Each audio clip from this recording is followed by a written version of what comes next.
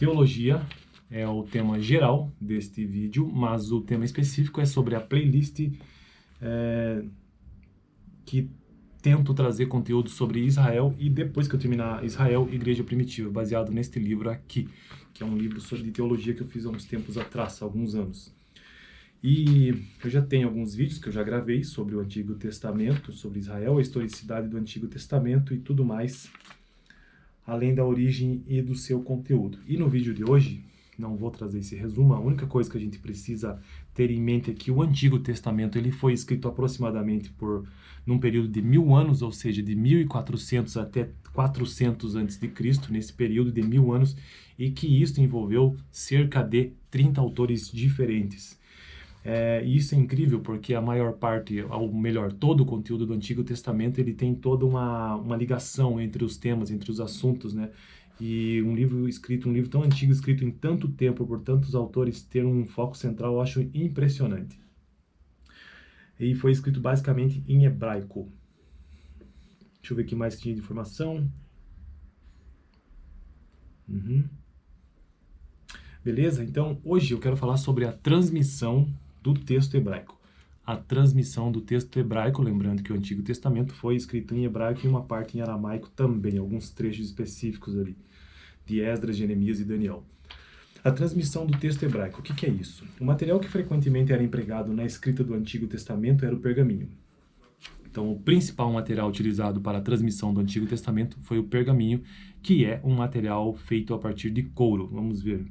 Devido à sua resistência e durabilidade, os judeus mantiveram a tradição de seu uso através dos períodos gregos e o romano, mesmo que o papiro fosse mais facilmente encontrado. Então, pelo que percebe-se, o que a gente percebe lendo esse texto é que o papiro, que é uma outra forma, uma outra maneira de se transmitir algum texto na antiguidade, era feito a partir de uma planta. O que não é muito diferente, na verdade, dos dias atuais. Nós usamos papel, que é feito a partir de celulose, que vem de plantas também, vem das árvores. Então aqui nós temos duas formas de transmissão do texto, que ele nos informa, que é o pergaminho a partir do couro, não sei dizer a partir de qual animal, vamos ver se o texto diz isso, e o papiro a partir de uma planta. Se eu editasse o vídeo, eu colocaria aqui na tela para você ter uma ideia. Mesmo que o papiro fosse mais facilmente encontrado, se utilizava muito o pergaminho, o papiro era mais facilmente encontrado devido à sua abundância e facilidade de comércio por ser material padrão para escrita. Então, o material padrão é o papiro, foi o papiro, né? Um rolo médio de pergaminho media cerca de 9 metros de comprimento e 25 centímetros de largura aproximadamente. É bom lembrar que hoje a gente está acostumado com isso aqui, né? Livro, nesse formato. Mas, por muito tempo, além da transmissão aqui nesse caso ser feita por pergaminho, então as coisas os textos, a transmissão, eles eram colocados no formato de rolo. Então é como se fosse isso aqui, ó. Isso aqui, tá bom? Vamos pegar a tampa. Isso aqui, ó.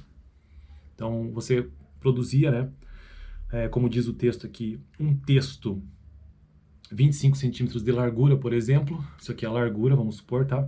E o comprimento de todo esse texto de até 9 metros. E isso era enrolado até que se formasse um rolo, como se fosse isso aqui.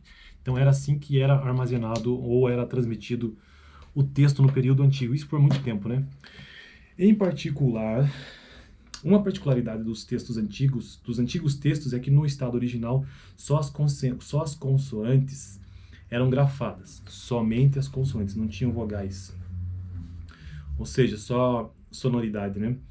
Porque as consoantes, para quem não sabe, a diferença entre consoante e vogal é que a vogal, ela não tem obstrução da corrente da passagem de ar. Então, você pode pronunciar aí, ó, A, O, E, I, U, não há obstrução na corrente de ar. Agora, quando você tenta pronunciar uma consoante, vamos pensar a letra B do início da palavra bola. Então, ó, bo, bo. Tá vendo que o ar ele foi parado? Então, quando há obstrução, a gente chama de consoante. Quando não tem a obstrução, de modo geral, é vogal. O que eu acho estranho, assim, como que talvez na escrita não tinha vogal, mas na fala tem que ter, né? Tem que ter, não tem como. Em particularidade, nos antigos textos, é que no estado original só as consoantes eram grafadas, a grafia, nós estamos falando da grafia, não da fala. E a escrita aparecia em uma linha contínua, com pouca separação entre as palavras. Nos tempos iniciais da era cristã, os escritores judeus se mostravam profundamente cientes da necessidade de transcrever com exatidão o texto hebraico. Os especialistas particulares devotados a essa tarefa em séculos subsequentes vieram a ser conhecidos como maçoretas, é assim que fala? Não sei, hein? Eu não lembro desse termo aí. Maçoretas. Vamos deixar por assim mesmo, né? E copiavam os textos com grande cuidado, chegando ocasionalmente a numerar versículos, palavras e letras de cada livro. A maior contribuição deles foi a inserção dos símbolos vocálicos no texto. Dos símbolos vocálicos, olha só. Então aqui, ó, os maçoretas é que inseriram a ideia, os símbolos vocálicos no texto, com auxílio para a leitura. Tem então só as consoantes. Mas como será que é uma leitura só de consoante? Bom, visto que a divisão em versículos apareceu no texto hebraico no século 10 depois de Cristo, 1000 anos depois de Cristo é que surgiram os versículos na Bíblia hebraica. No texto hebraico, a divisão em versículos no Antigo Testamento aparentemente foi feita pelos maçoretas. Será que é assim que falam? Maçoretas. A nossa divisão em capítulos começou com o bispo Stephen Langton no século 12, ou seja, 1200 anos depois de Cristo é que a Bíblia começou a ter capítulos. Olha só. E versículos no texto hebraico 1000 anos, né, no ano 1000 depois de Cristo. Até 1488, cada cópia era escrita à mão. Veja bem, estamos já falando aqui praticamente na época moderna, até próximo do ano de 1500, descobrimento do Brasil. A cópia da Bíblia era escrita à mão, mas nesse mesmo ano, a primeira Bíblia em hebraico foi impressa em Sotino, Itália, embora tivessem surgido cópias particulares, tanto em pergaminho como em forma de livro, códice. O livro também é conhecido como códice. Os textos usados nas sinagogas usualmente se restringiam a textos de pergaminhos, sendo copiados com extremo cuidado, até o descobrimento dos papiros do Mar Morto. Os mais antigos manuscritos hebraicos em existência datam de 900 depois de Cristo.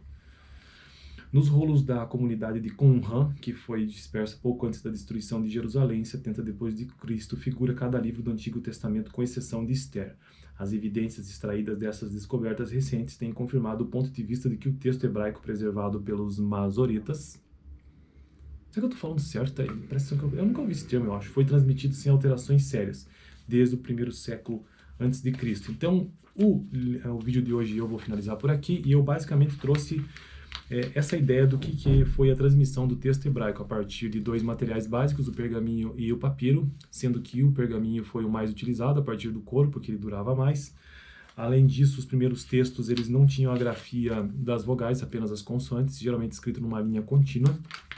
E quem foi adicionar os símbolos vocálicos foram os maçoretas depois, e que a divisão em capítulos só foi, em versículos na verdade, só foi acrescentada na Bíblia hebraica no ano 1000 depois de Cristo, 1000 anos depois, né? E no Novo Testamento, e a divisão em capítulos já na era cristã, no século... Bom, ambos são na era cristã, mas a divisão em capítulos começou no cristianismo, né? No século 12, aproximadamente 1228, no ano 1228 da Bíblia, e que até próximo do século XV, ou seja, ali por volta de 1480, toda a cópia da Bíblia era escrita à mão, exceto aquelas que pertenciam a pessoas particulares que encomendavam, que deveria ser um olho da cara, deveria ser uma fortuna, né? E é isso, esse é o conteúdo do vídeo de hoje, e nos próximos, ou melhor, no próximo vídeo eu trarei uma ideia geral sobre as versões que existem do Antigo Testamento. Vamos descobrir, né? Vamos relembrar isso aí. Assista aqui no final, eu vou deixar um vídeo com o último que eu gravei sobre o Antigo Testamento. E também a playlist de teologia. Até quinta-feira que vem, quando eu continuarei este conteúdo teológico sobre Israel.